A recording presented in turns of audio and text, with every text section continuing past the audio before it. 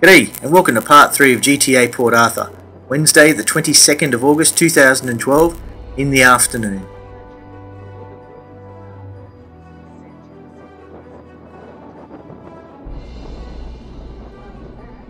After completing our tour of the Isle of the Dead, the boat makes its way back into Port Arthur, giving us a spectacular view of the iconic scenery that is the penitentiary, hospital and other buildings here at Port Arthur.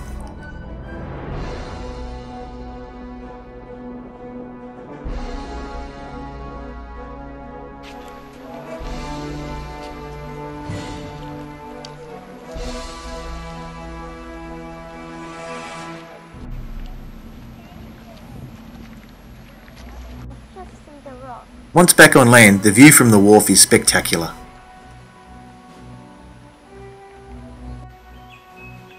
Sunday, 28th February 1996, a tragic chap was actually on decision to damage it was a very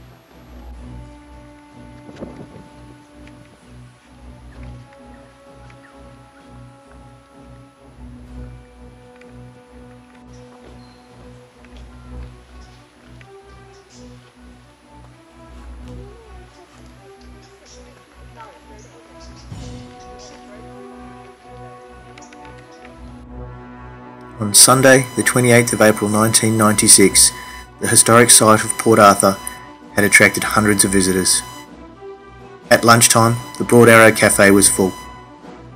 28-year-old Martin Bryant from Hobart entered the cafe, ordered and ate lunch, then pulled a semi-automatic rifle out of his bag and started shooting indiscriminately at tourists and staff. Within 15 seconds, 17 shots had been fired, 12 people were dead and 10 were injured. By the time Bryant had finished his rampage, he had killed 35 people using a range of semi-automatic weapons in and around Port Arthur.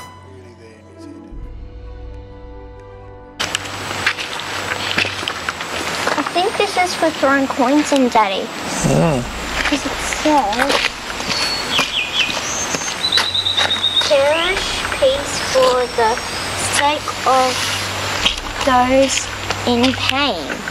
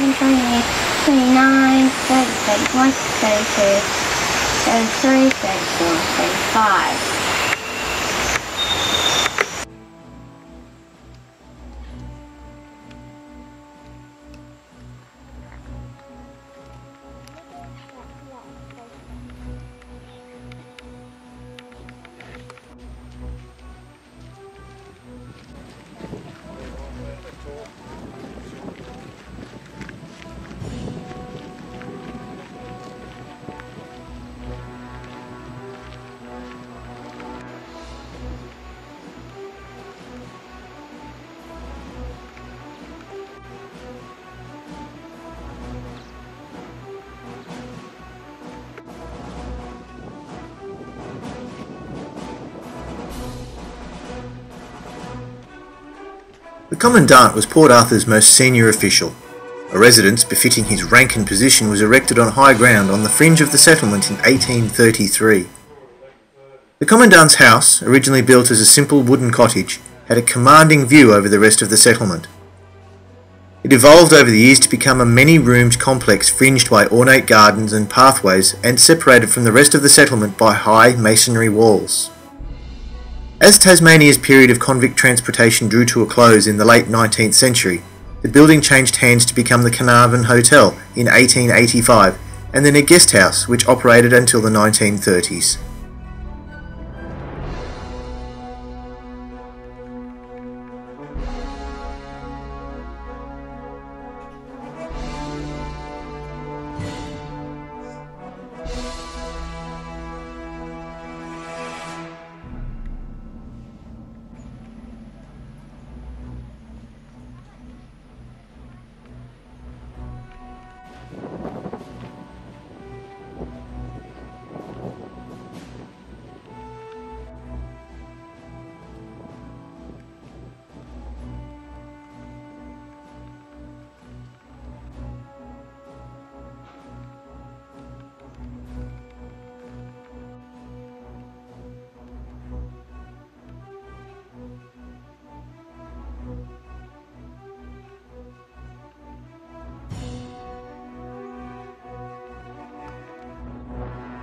After completing our walk through the Commandant's house and the servants' quarters behind the Commandant's house, this happens.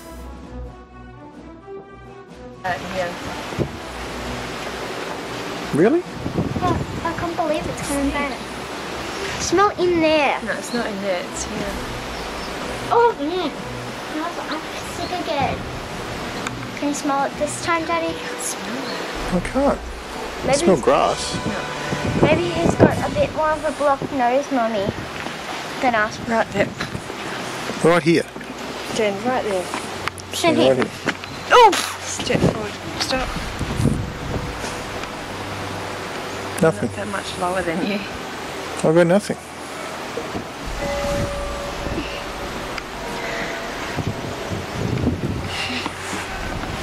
Oh my It's God. gone. It's gone.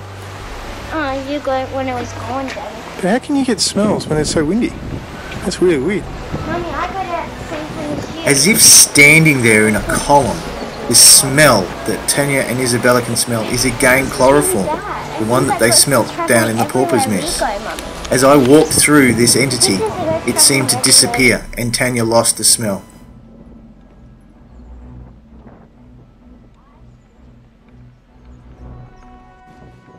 But it was about to return, and this time I think I got a photo.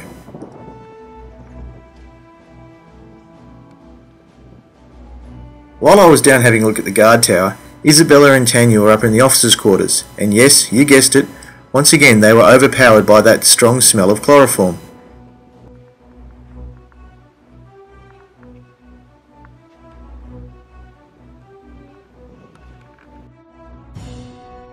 However, this time before going inside the building and finding this smell, Tanya took a photo of Isabella in the doorway. On the surface there looks like nothing, but when I've zoomed in, have a look and see if you can see a face just behind Isabella. It might be really hard to see on the video, but in a dark room when analysing the photographs I can clearly make out eyes, nose, a chin and what I believe to be the shoulders below the head shape, standing about the height of an average man.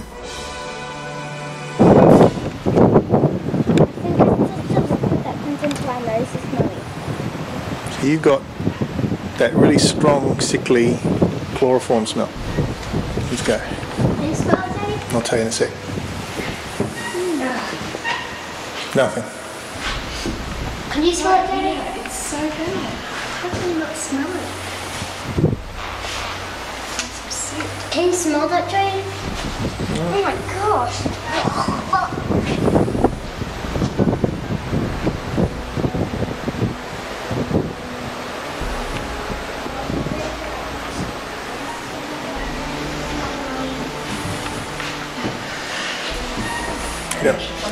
You don't want to come in here. No, it's sickly. Oh man, how can you smell like that? Can't smell a thing. It's alright once you get past the doorway then. Oh my gosh. Take some photos. In the doorway. Now I'm really sick. But I want to.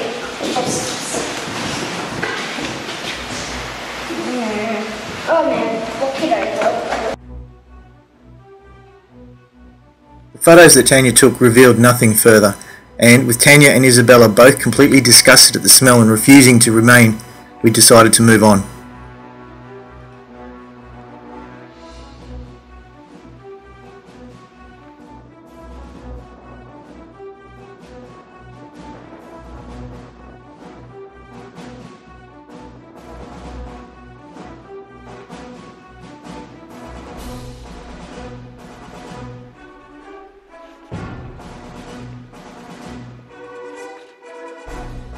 Mind the step, Tanya.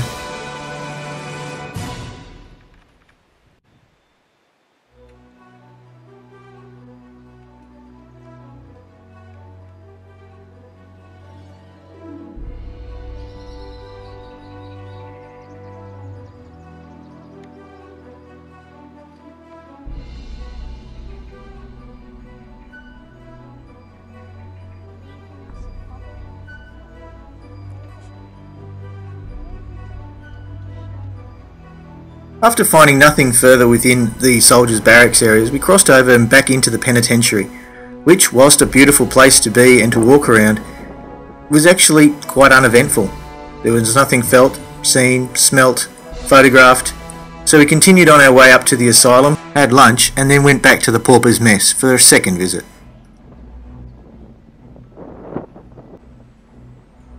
Once again, Isabella and Tanya are convincingly haunted by that smell of chloroform. But, as you'll soon see, I still smell nothing. Isabella and Tanya are the only ones who are affected by this haunting. Straight away. Can't go in there. What the smell now? Can you smell that? I quite literally have nothing. Are you serious, Dad? I'm serious. What's the smell? Yeah, your nose is clearly blocked. No, it's not. I can't smell it. I can smell it so badly. Oh my god. Gross, that's putrid. It's putrid. Can't you smell that, Dad? No, I can't. You leak. Drink bottle's leaking. You haven't screwed the lid on. Now can you smell it, Dad? Take the biggest breath you've ever done in your life, Dad. You need to smell it. You must feel so strong. It's like, you have to breathe. Try your biggest breath that you've ever done. Stand where I'm standing. Tuck down a bit maybe. I'm smelling nothing.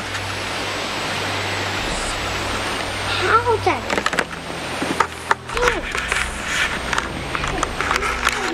Apparently right here is the smell of chloroform.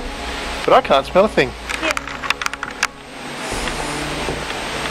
There's a pencil drop going. Is it? It's going. Goes away here. I'm smelling the creamy soda, so I can't smell that bad smell, Mummy. I think. I know why it smells. I am sniffing. I smell nothing. Daddy, it's putrid. Believe me, but I can't smell it. I can smell it here. I can smell it here. Here and here. Oh! Man. Can't you smell that? Nope. Take the biggest breath. I can't smell a thing. I'm sorry. Take the biggest breath you've ever done in your I life. have been, Isabella. Go like this. Oh, that's putrid. In case you haven't worked it out already, Isabella does have a tendency to overreact.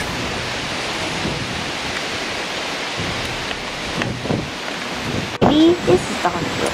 It's not the hospital bed. This is the pauper's dormitory. I know you. So why do you get so freaked out here? What does that smell? The both of you can smell it, I can't smell it. Because you can smell it when we can't smell it. It's in the same spot. Same spot, so exactly where you stand there, you smell it. Yep. It's not changing that. Mummy. It's a ghost, Mummy. It's definitely a ghost. I can't smell anything. Daddy, it's a ghost. Daddy, it's Okay. a ghost. I think it loves male and hates female. And there's a female one that over there that loves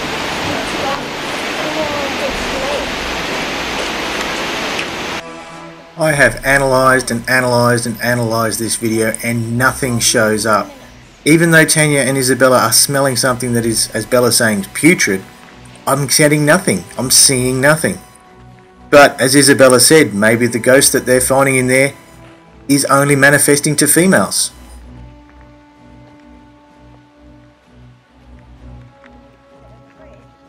In 1948, harsh physical punishment within the prison was rejected in favour of punishment of the mind. Flogging gave way to solitary confinement. The separate prison was built at Port Arthur in 1850. Cruciform shaped, each of the 4 wings comprised a central corridor flanked by rows of solitary confinement cells. Separated by thick sandstone walls, it was hoped that the convicts would benefit from contemplative silence and separation. Released from chains and conducted to the receiving room, where they will be closely searched in the presence of an officer, be bathed, have their hair cut close, and dressed in... As you enter the prison, a voice reads out the rules and regulations of the separate prison as they were read to each man who was imprisoned here. Your echoing steps along the central hall take you to A wing, and the cells where the men spent their days, sleeping, waking, working, and eating.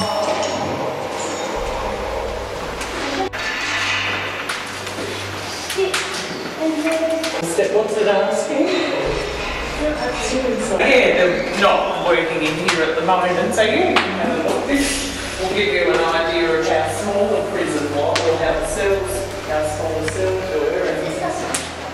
Yep, and the prisoner, well, this is what they usually wore, their uniform.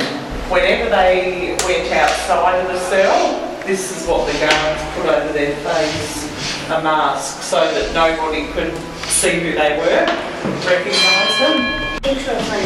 Oh, is there? Oh, yes, there is too. Yeah, that's what they stepped in. But yeah, I think it was asking on that thing to feel the walls and feel how cold it was. So imagine how cold it would have been in here.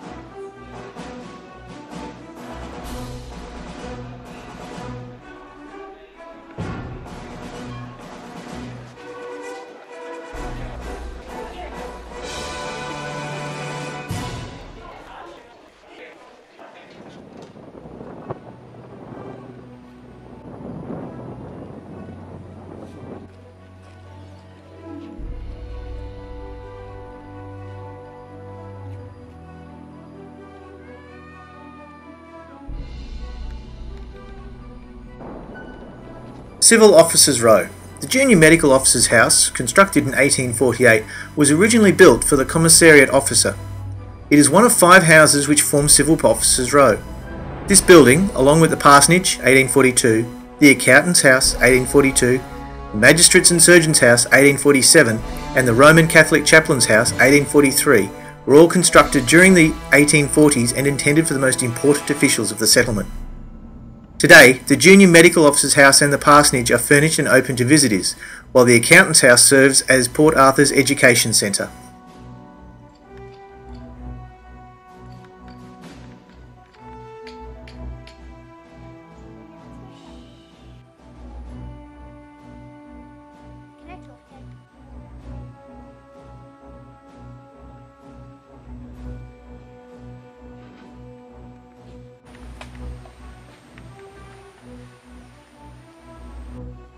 While Civil Officers Row is a haunted part of Port Arthur, we didn't see anything on the day we were there. Until we got to the Parsonage, which we'll be covering shortly, where we did capture something very unusual and unexplainable.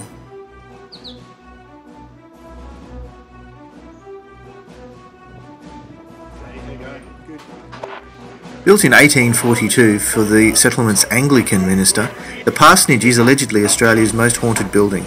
However, on the day that we were there, construction work was going on and nothing could really be videoed. However, we did photograph something.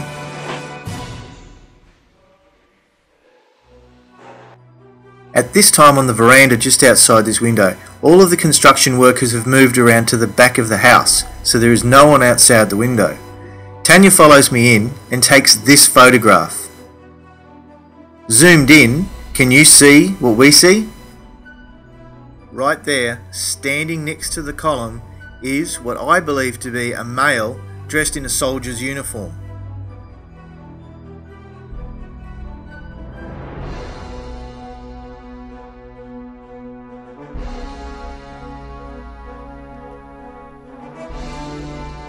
Port Arthur's Timber and Stone Church, constructed in 1836-37, is a lasting tribute to its convict builders.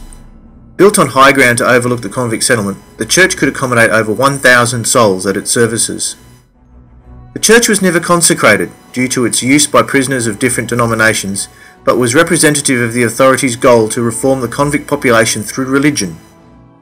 Devastatingly destroyed by fire in 1884, the first tragedy was seen at this church in 1835. While convicts were digging the foundations for the church, Joseph Shuttleworth was brutally murdered by William Riley. Right, last night at the end of the ghost tour, it was this right corner here that the camera shut out on me. There was nothing. Which corner there, Daddy? Right here. So that's where they say that fellow was killed. How did he And get I was killed? standing here. I was Daddy, standing how right did he here. get killed? Another convict murdered him while they were digging the foundations.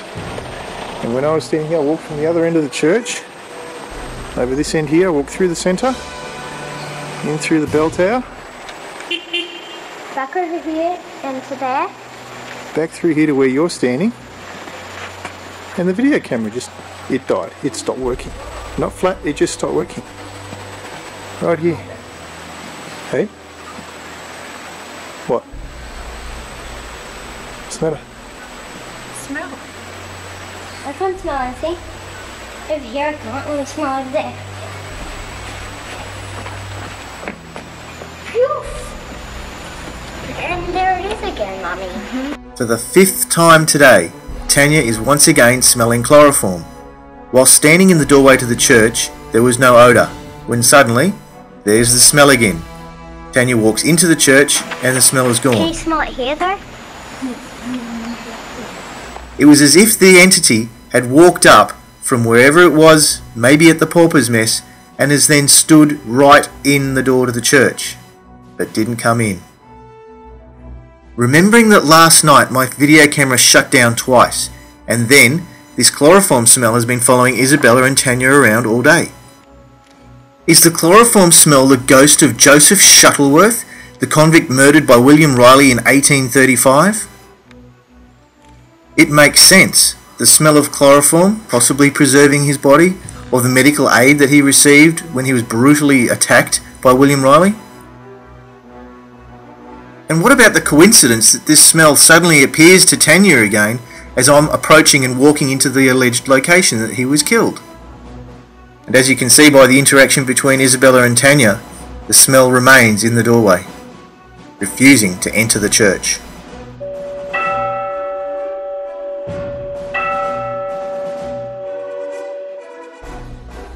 Did the murdered convict Joseph Shuttleworth follow Isabella and Tanya around today? You decide. Right, so to retrace the steps from last night, we walked from over there, done the ghost tour, walked from Governor's Cottage along this path here, and I then walked through this door here. Come on, Bella, let's see if this camera goes off. Walking, walking, walking.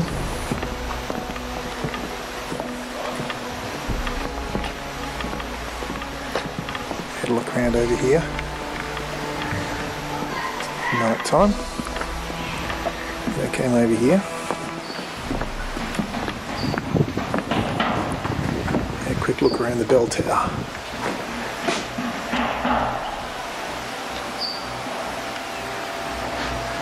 And coming out of the bell tower, walked over here, and over in the left hand corner is where the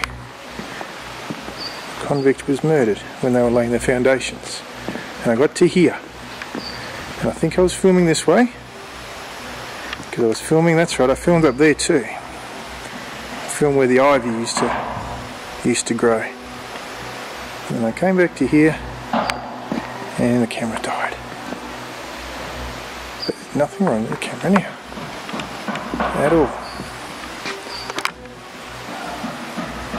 And I then proceeded out this door here.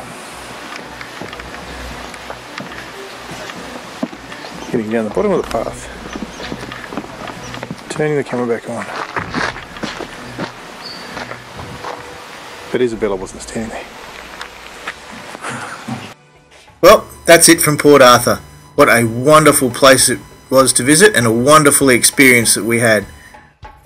Despite the torment, pain and misery once experienced here, Port Arthur is now a beautiful, tranquil and lovely place to visit. And as far as ghosts go, well, we weren't disappointed there either. We had the photograph in the parsonage, we had the chloroform ghost following Isabella and Tanya around, and whilst there was nothing captured on video, the photos, the smell and the reactions from Isabella and Tanya are enough to say that we at GTA are very, very happy with our time at Port Arthur.